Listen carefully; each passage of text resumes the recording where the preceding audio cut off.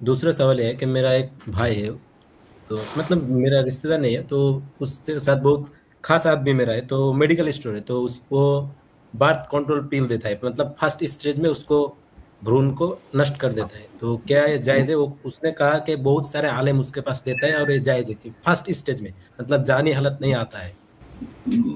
یہ ایبورشن کی بات کر رہے ہیں شیخ ہاں یہ؟ جی جی جی جی، پہلے اسٹیج میں، مطلب پہلے اسٹیج میں جی، تو اور پل ایبورشن کرنے، جی جی سمجھ گیا آپ کی بات۔ یہ بتائیے کہ ایبورشن کا کوئی ریزن ہوتا ہے، کوئی سبب کیوں ایسا کر دیتے ہیں؟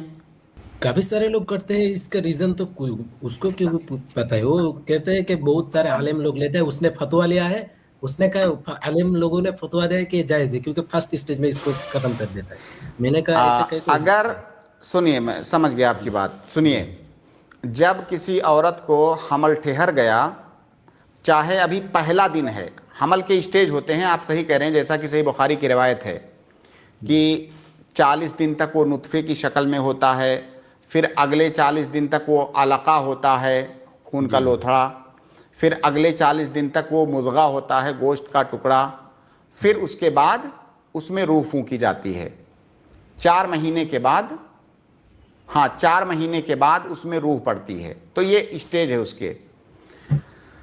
اگر کسی عورت کو حمل ٹھہر گیا، ابھی پہلا دن ہے، مان لیجئے پہلا دن ہے، بغیر کسی سبب کے اس حمل کو ضائع کرنا حرام ہے، یہ جائز نہیں ہے، قطعاً نہیں جائز ہے۔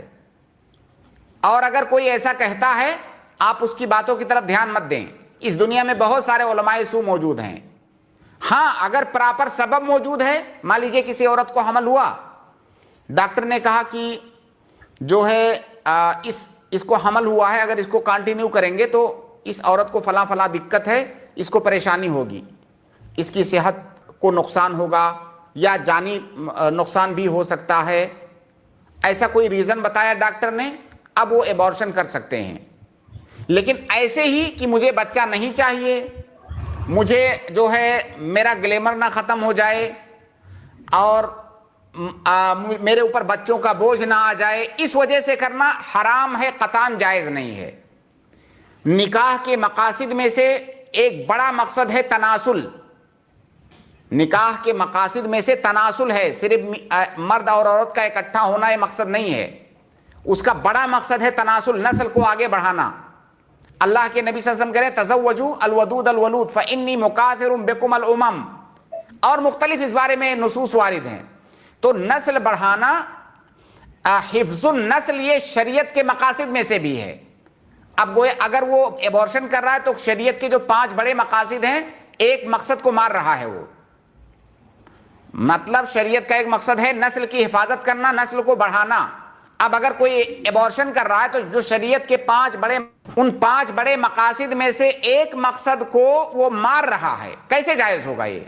تو اسلام کا مطلب جو بیسک چیزیں ہیں اسلام کی، انہی میں سے ایک ہے نسل کی حفاظت کرنا، اس کو مارنا نہیں۔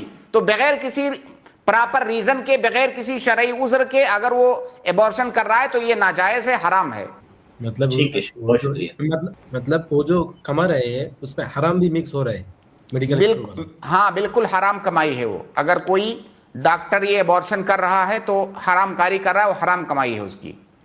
جی جزاک اللہ خیر۔ ٹھیک ہے۔